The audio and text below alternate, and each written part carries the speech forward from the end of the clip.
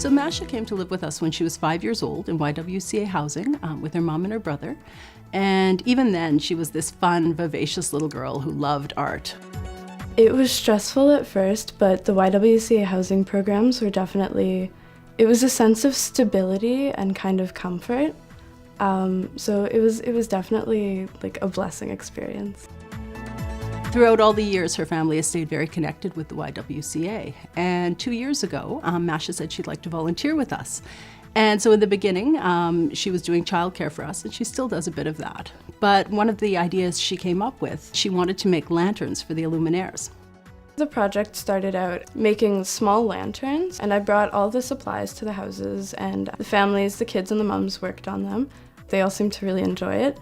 It's really an incredible feeling to feel like you're a part of something bigger and that you're actually significant in the community and like the world around you. I absolutely adore the idea of giving back to the community, especially with the YWCA because they've helped me so much in the past. It's right to come back and help with the way I was helped. It's a really rewarding experience.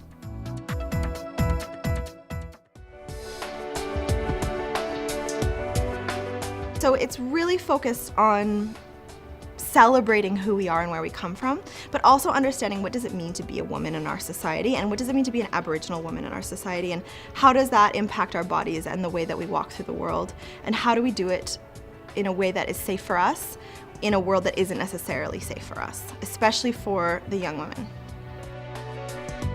What this program does is it really gives the girls a place to voice that disenfranchisement, but also gives the girls skills and tools to live inside of that system, because that's the reality, that we do live inside that system, and to how to live inside of it in a way that is going to help us be most successful. I'm from Colony First Nation in Burwash Landing in the Yukon. I'm so thankful that YWCA had put this on. It's very positive.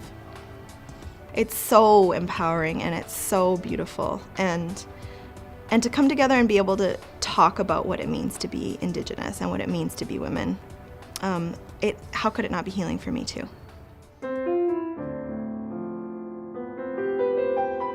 I came from an incredible home where my father was an enthusiastic umpire of my sister's softball games. My mom sewed my figure skating costumes. I graduated in the top 5% of my class. I was involved in sports. I went to university.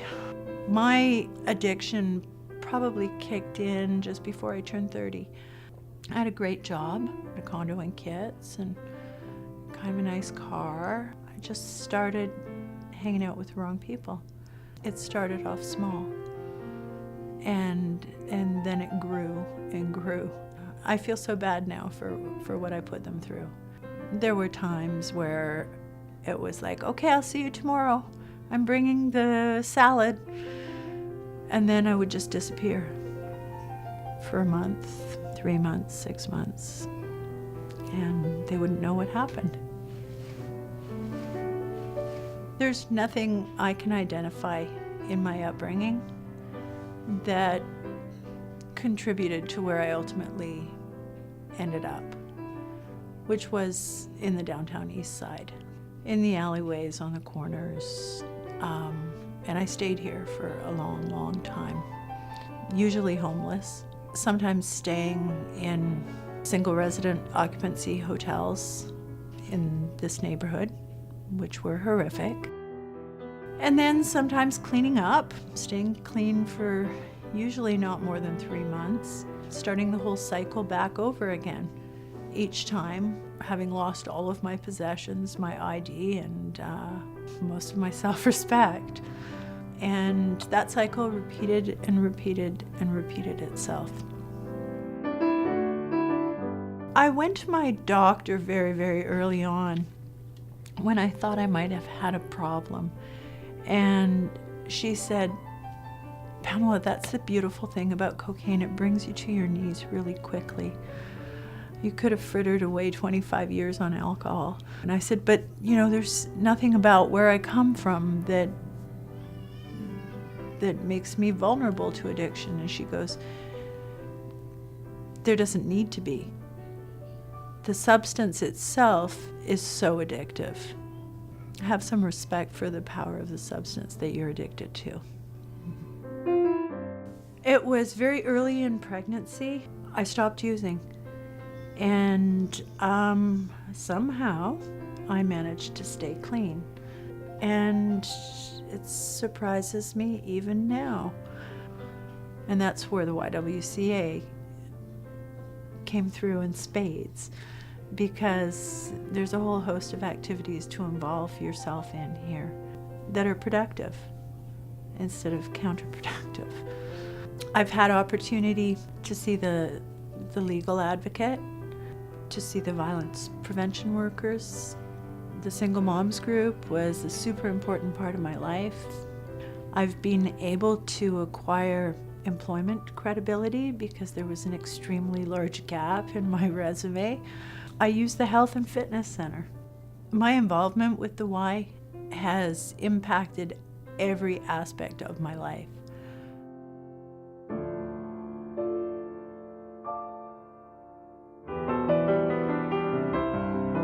What my intention was in starting off at the YWCA as a volunteer was to give back.